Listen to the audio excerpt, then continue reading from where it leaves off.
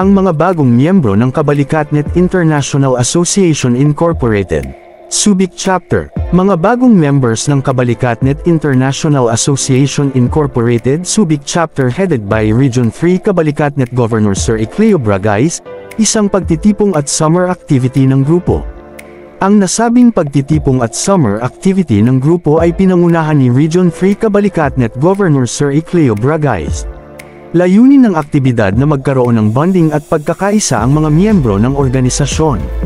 Sa pamamagitan ng mga palaro at iba't ibang team building activities, inaasahang mas lalakas ang samahan at kooperasyon sa pagitan ng mga miyembro.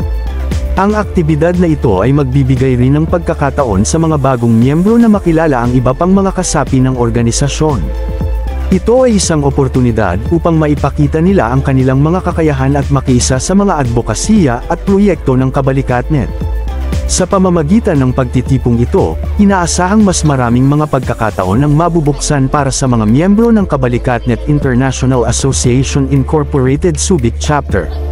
Ang grupo ay patuloy na nagsusumikap na maging bahagi ng mga aktibidad at proyekto na naglalayong makatulong sa mga nangangailangan sa Subic at sa iba pang mga lugar na sakop ng kanilang jurisdiction.